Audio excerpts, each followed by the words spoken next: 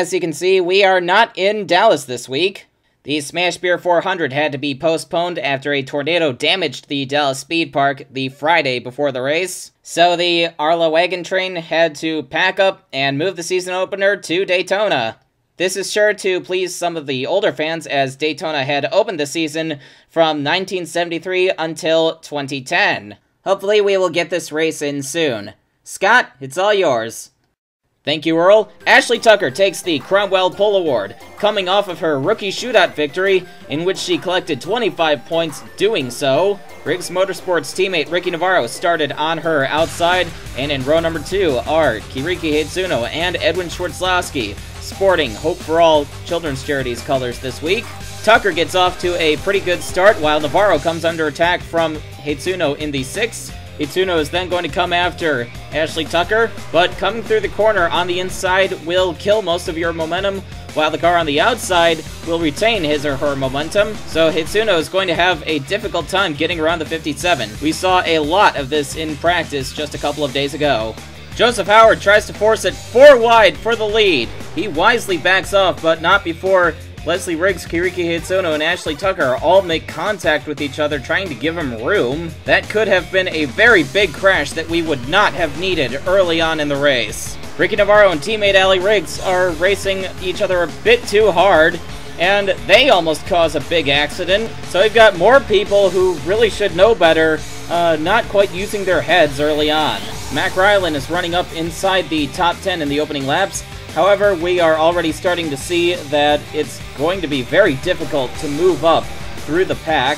So unlike other super speedway races we've had in the past, Ryland, as well as the rest of the field, is going to have to work harder in order to get up towards the front. We almost had an accident towards the back of the field as Todd Wlodarczyk pushes up into Holden Roberts and makes contact with the 09 of Phil Summers as well, but thankfully everybody kept their cars pointed in the right direction.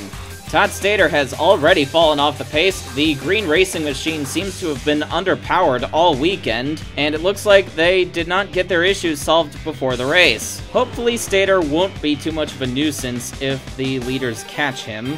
Patrick Henderson had a tire go down a few moments ago. He's now coming back onto the track after getting that changed, and you see that David Krikorian in the 32 car has fallen off the pace as well. Scott Morales took the win the last time we were at Daytona, which was in 2010, and that has been his only ARLA Elite Series victory to date. It was also the 3rd consecutive Daytona win for Groves Racing. Morales is trying to make it 4 in a row for that team today. Laura Cyrus was signed to a full-time deal with the Motor Assault team, replacing Amy Harrison in the 102 car. She's running close to the lower midfield right now, but she has not said a word on her radio about her car's performance so far. In fact, to say that Laura Cyrus keeps to herself is an understatement. But nonetheless, she has proven herself to be a very capable driver, and it is surprising that she is not closer to the front. The leaders have caught Derek Dudding and AJ Young, and at that moment the Team Berg cars decide to run side by side and try to impede as many people as they possibly can. Kiriki Hitsuno gets away and finally takes the lead, while everybody else is stuck behind the 68 and the 02. During the offseason, Dudding was signed to a deal with Team Berg for some reason after a very controversial 2011 rookie campaign. His teammate AJ Young finally moves up and lets Leslie Riggs by. Riggs is back in the car for this season after a horrific crash here at this very racetrack in the Team Master Cup Series last year. But that hasn't slowed her down as she comes after Kiriki Hitsuno for the lead with the help of the lapped car of Patrick Henderson.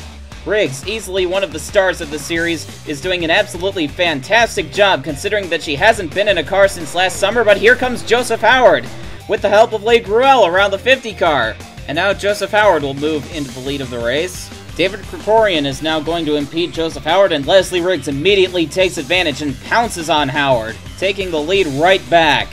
However, the inside lane is a bit slick. Leslie Riggs pushes up the track, opening up the door for Leigh Gruel.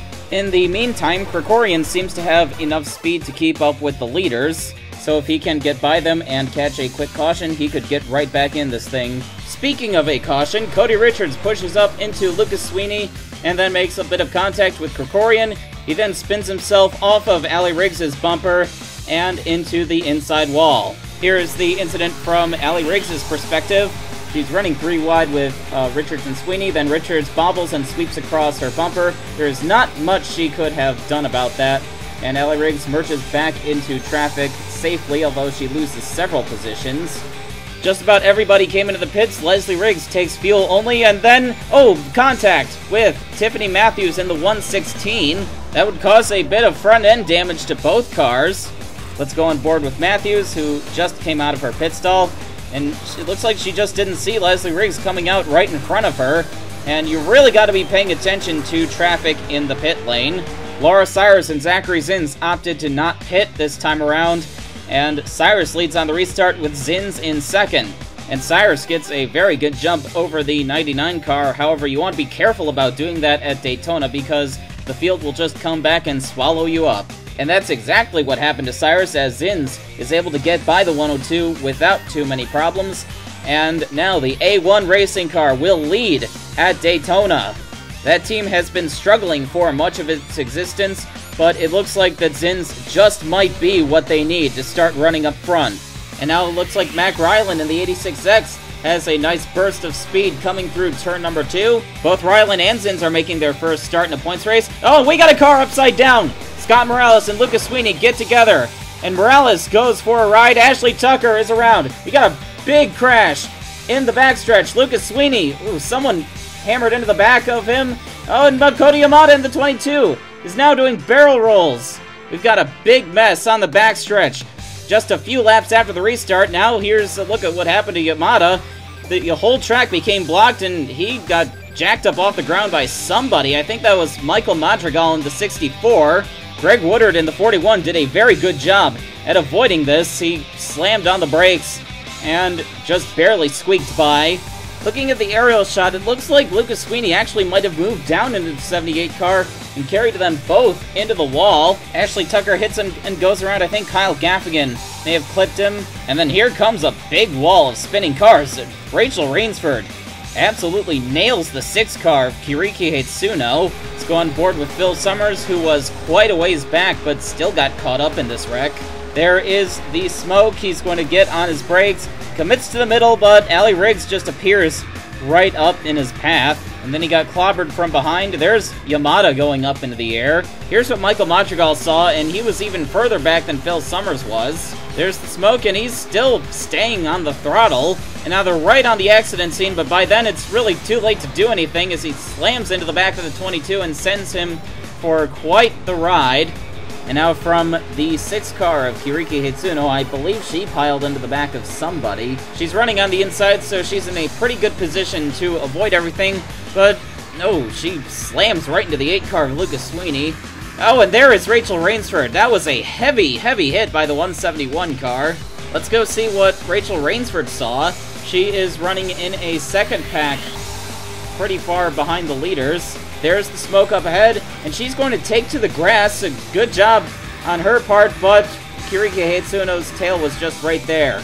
This big pileup would take out 13 cars. Allie Riggs was not one of those 13 cars, but coming to the restart, she pulled into the pits and would not come back out onto the track for the rest of the race. I'm not sure what was happening with that 19 car, but she's missing out on some big points. Starting with this season, teams that don't finish the race do not get any points. Mac Ryland will lead on the restart with Laura Cyrus and Tiffany Matthews behind him. Cyrus gets a pretty good restart once again, staying glued to the back bumper of the 86X, but he would be soon challenged by Le Gruel in the Zenith. This season, the Zenith cars in both ARLA and the Team Master Cup Series will be carrying special stickers dedicated to the memory of Scott Hamilton, who lost his life in the Master Cup race at Brazil last season. The team has been trying to move on, but Gruel's performance so far is certain to be a good boost for their morale. He's been running up inside the top 5 all day, and now he is trying to take the lead once again.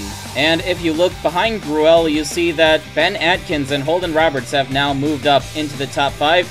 And now here comes Mac Ryland with a crossover move back to the inside of the 46. Ryland is only making his first start, but that was quite the veteran move he made right there. Greg Woodard narrowly avoided the big one, and that has done him a lot of good as he is now looking at a potential top 10 run. Holden Roberts has proven to be a decent driver in his fairly short ARLA career, and he seems to be doing a good job at maintaining that heading into the 2012 season, despite Jaguar Racing downsizing to just Roberts and his team. Roberts currently runs fourth, giving some support to Ben Atkins. Atkins, a former Dash Cup driver, broke onto the ARLA scene a few years ago, disappeared, and is now coming back for a full-time effort with Eichholz Autosport. Todd Wlodarczyk and Drew Eisenman get in the way. They were both involved in the big one, and they are now running extremely slowly. I'm surprised they haven't been black flagged for running so slow, but they're out there trying to salvage as many points as they possibly can. And that is certainly not good news to the rest of the field. Kyle Gaffigan was able to take advantage of that mess and move himself up into the top 5. Gaffigan takes over the 37 car this season for MRD Motorsports. He comes from the Formula Overdrive ranks and was recommended to the team by Kiriki Hitsuno. And Gaffigan is doing a very good job today as he has just taken second from Ben Atkins. And he's still got a lot of momentum in that Nemoto as he now comes after Le Gruel. He's got almost no help on that inside line, but he's making it work. And Gaffigan will now clear Le Gruel to take the lead. But Gruel decides to flex the Zenus's muscles and has no problem sweeping back around the 37 car. So much for that ambition Gaffigan was showing. Gruel has really emerged as one of the drivers to beat today, and you see Greg Woodard now coming after Le Gruel for second, but Ricky Navarro dives to the bottom and makes it 3 wide. Navarro has really come to life in these last few laps. Oh, contact! Woodard goes around, and Gaffigan saves that 37 car. He gets turned onto the apron by Woodard, and he really should have lost that car, but thanks to a lot of luck and some brilliant car control, Gaffigan makes his way back to the line. I should also point out that Greg Woodard did not hit anybody else, and he continued on without any damage as well.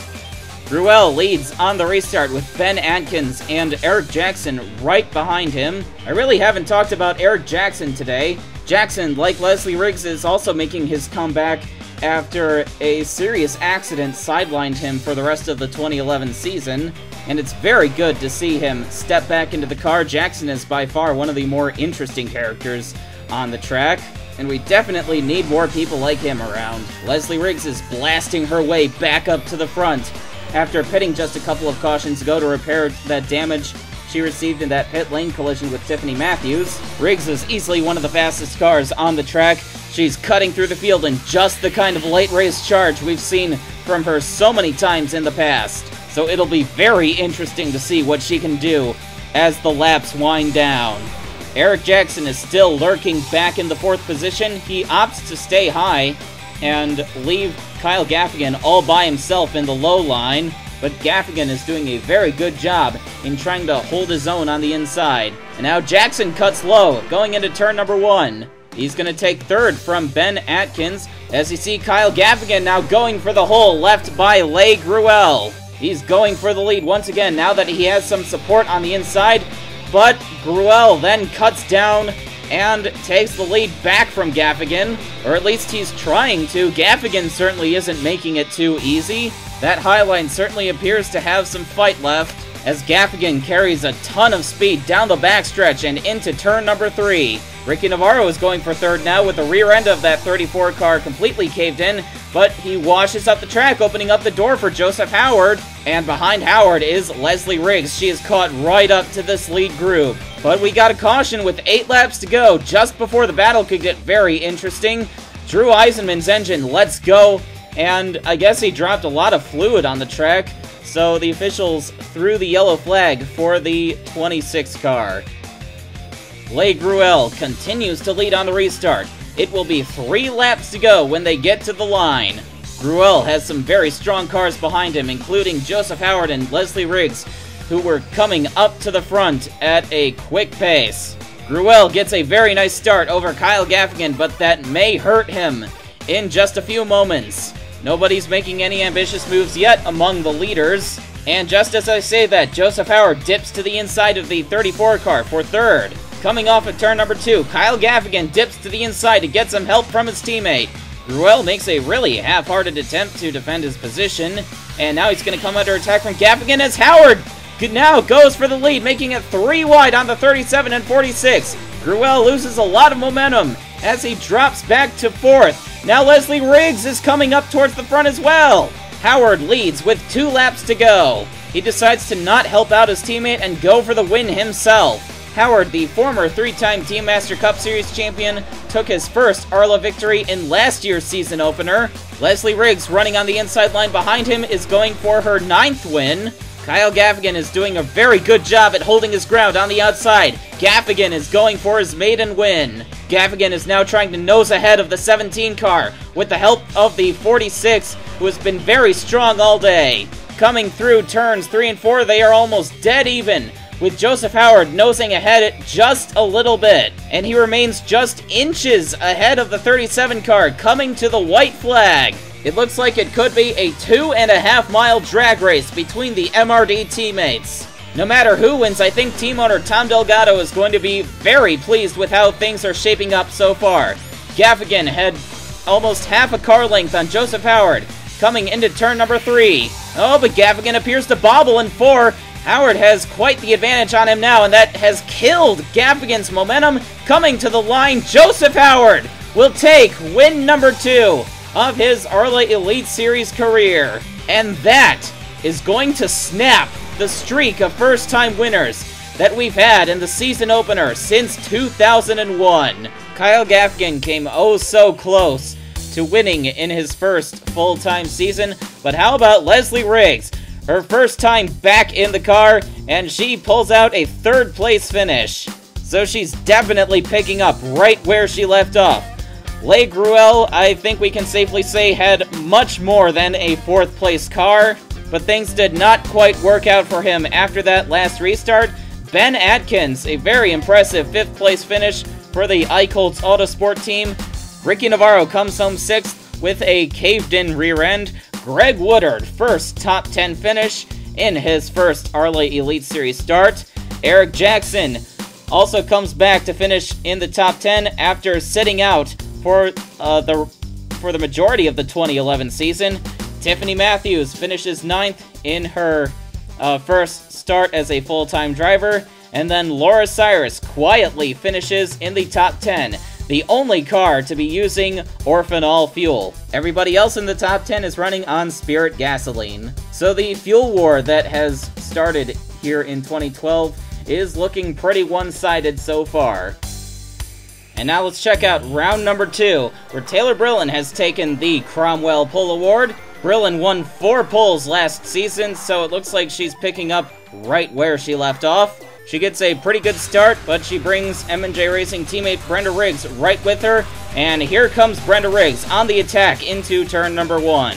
Riggs has the support of Bobby Porteau, who's coming back into the ARLA Elite Series for the Mitchell & Sons team.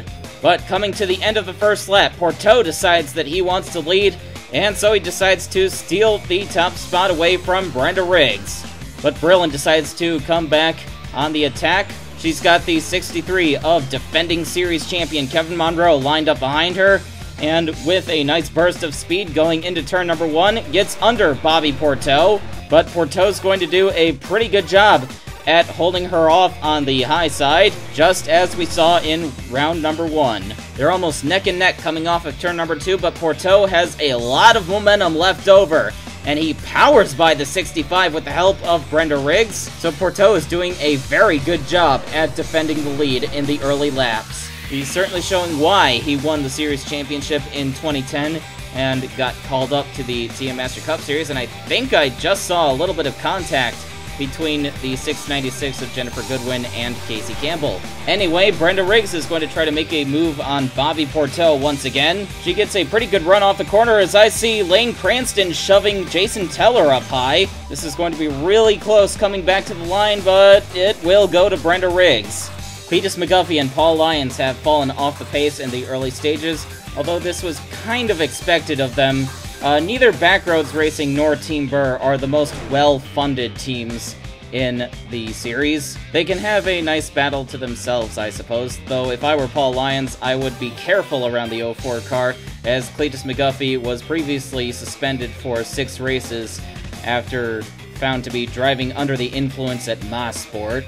Dan McKay has also fallen off the pace, but we're not sure what's going on with that 56 car because the Lastro Autosport team was certainly able to afford a lot of speed last season. Shane Lake picked up a ride with Gravity Racing before the season started. Last year, he was booted from his ride at Jaguar Racing after repeatedly complaining about the quality of the cars he was getting.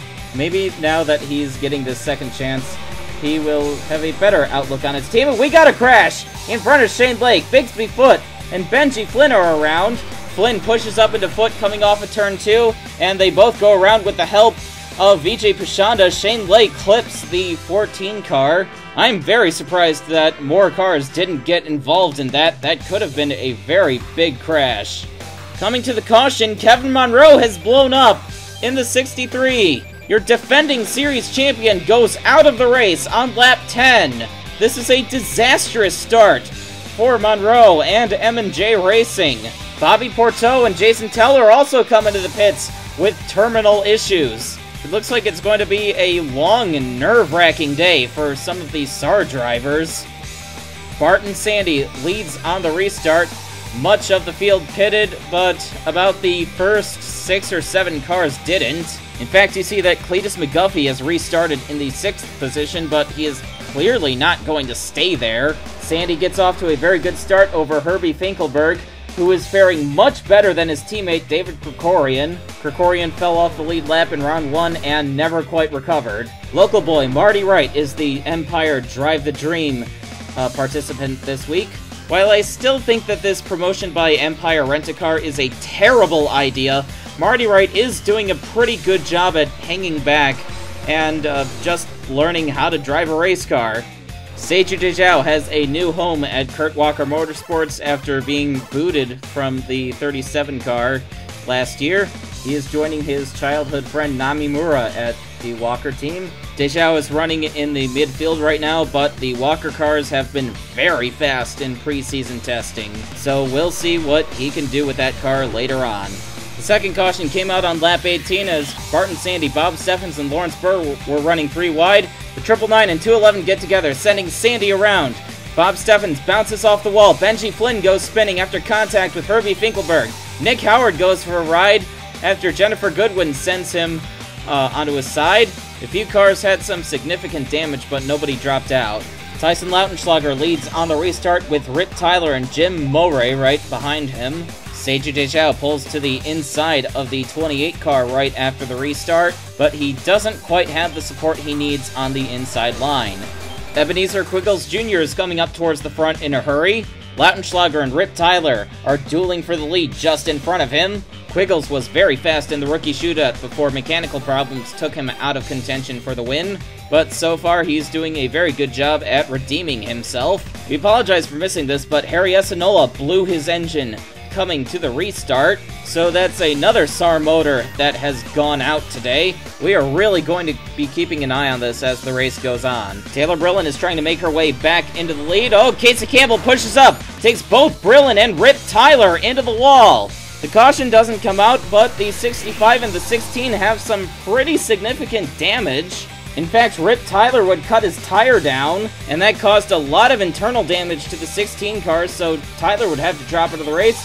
And if you look behind Tyler, you see that Chris Winter in the 056 has blown up. Where are all these blown engines coming from? Shortly afterwards, we had our third caution as Lane Cranston pushes up into Jim Moray.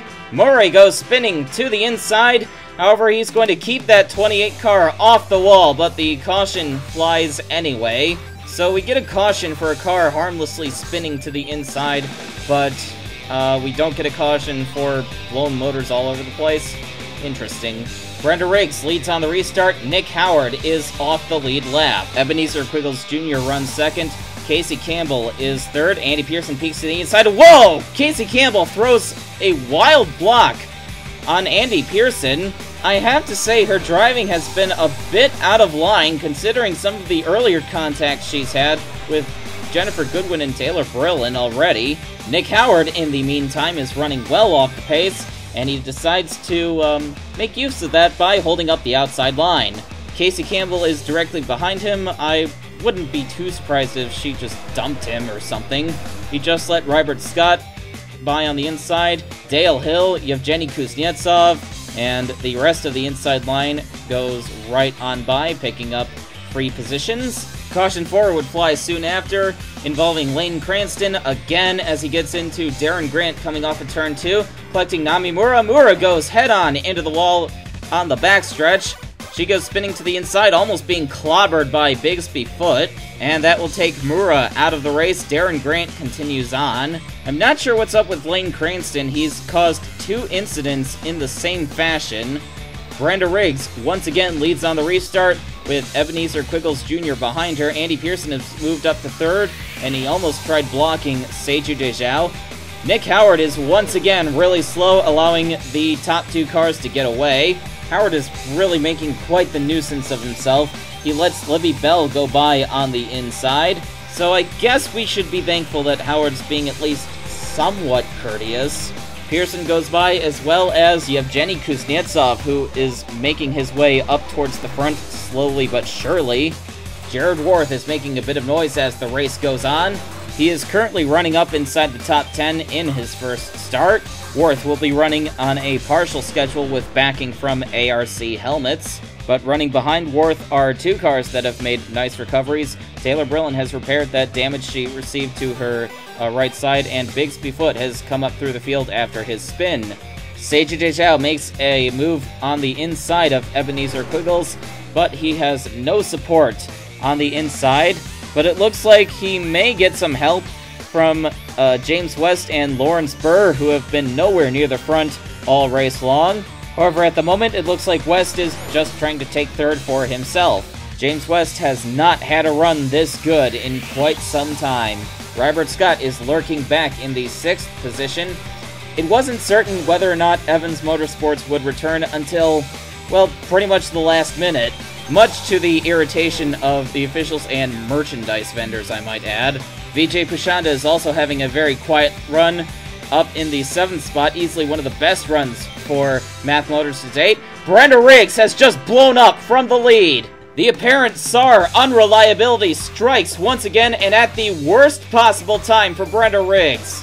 The fluid that she dropped on the track and the smoke that she blew in everybody's faces would prompt a caution.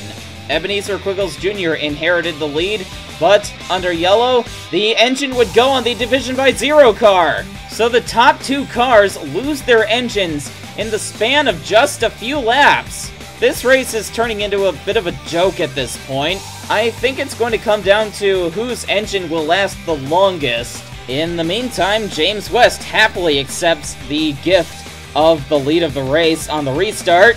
Seiju Dejao is 2nd, while Lawrence Burr runs 3rd. Nick Howard is predictably well off the pace, again. The top 3 cars get away to have a battle for themselves at the moment, and here comes Seiju Dejao under the 69 car for the lead, coming off of turn 2. But it looks like James West has a lot more momentum than the 91 car, and he's going to get back around Dejao going into turn number 3. In the meantime, Lawrence Burr has picked up quite a bit of speed, and here he comes, making it 3 wide for the lead. But coming off of the corner, Burr is going to lose his momentum, leaving Dejao and West to fight for themselves once again. And now Burr has slipped in behind the 91 cars, so Dejao is going to have quite the advantage this time around. But then Lawrence Burr's engine grenades on him. We're coming up on 10 laps to go, and Lawrence Burr's engine is not going to make it the rest of the way. Tough break for Burr, who looked like he could have contended for the win. A few moments later, we would have 5 cars duking it out for the lead, with Dejao leading, and a battle for 2nd between CarLink teammates James West and Tyson Lautenschlager. Casey Campbell and Andy Pearson are 4th and 5th, with Jared Worth lurking back in the 6th position. And now Lautenschlager is going to make a bid for the lead. He's got 2 cars behind him on the inside line, while Dejao just has James West helping him out. Tyson Lautenschlager ends up leading the lap. And then Casey Campbell mounts a charge, and she will try to take the lead for herself.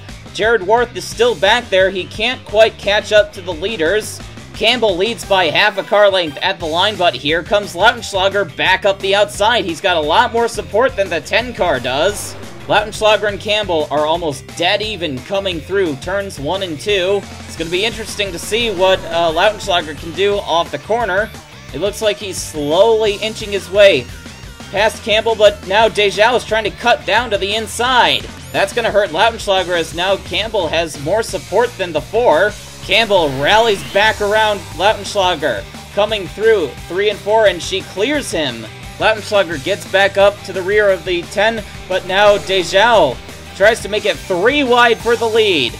But if the previous events of the day are any indication, the car on the very inside in a 3 wide situation is at a bit of a disadvantage. Lautenschlager has taken the lead back, while that move has killed Dejao's momentum, and he is now coming under attack from Andy Pearson and James West, so now he stands to lose even more positions. Dejao's plan has backfired significantly.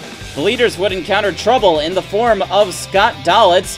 He holds up Lautenschlager and West, and Dejao can't quite get through himself until it is too late. Andy Pearson and Casey Campbell have gotten away with the lead. Pearson challenges Campbell for the lead going into turn 3, but if they're running side by side like this, then they're going to be sitting ducks to the cars behind them, and you see that Lautenschlager and Dejao have quite a bit more speed than the 2 and the 10 do. Pearson leads at the line, but here comes Lautenschlager. However, Nick Howard's going to pose an even greater threat. Here come the leaders. He lets Lautenschlager and the inside line go, but he holds up Andy Pearson, and that absolutely kills Pearson's momentum. By the time he gets by Nick Howard, he is not going to be able to catch up to the rest of the field. What a dismal turn of events for Pearson. In the meantime, Casey Campbell has taken the lead back from Tyson Lautenschlager. Campbell and Lautenschlager don't have any victories on the circuit. James West has 1 and Dejao has 2. So this will be a battle between drivers who don't find themselves up front very often towards the end of the race. But with so few people to help each other out, I think it's going to be difficult for Lautenschlager, Dejao, and West to try to mount a charge on Campbell. But Lautenschlager and Dejao now move down to the inside to try to make it 3 wide. However, that quickly fizzles out as Campbell carries too much momentum up off of turn 4.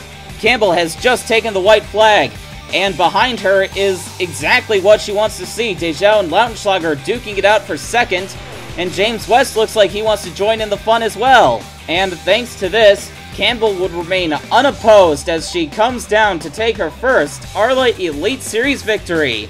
And I believe that this was the first victory for Griesberger Racing in at least 5 years. So Griesberger finally gets to enjoy victory lane celebrations once again.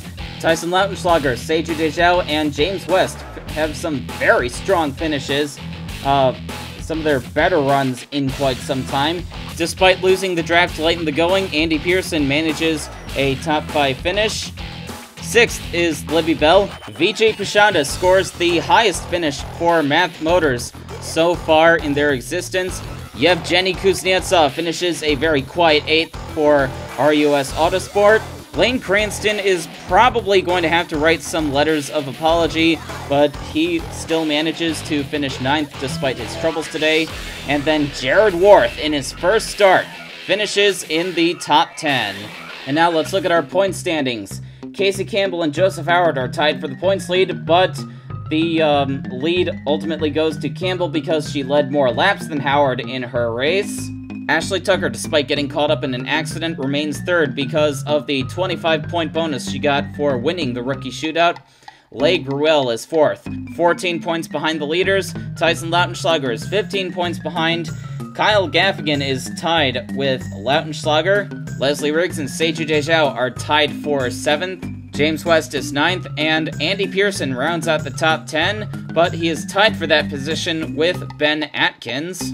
Ricky Navarro and Libby Bell are tied for 12th. Vijay Pashanda and Greg Woodard are tied for 14th. Eric Jackson and Yevgeny Kuznetsov are tied for 16th. Cranston and Matthews are tied for 18th. And then Jared Worth rounds out the top 20, but he is tied with Laura Cyrus for that position.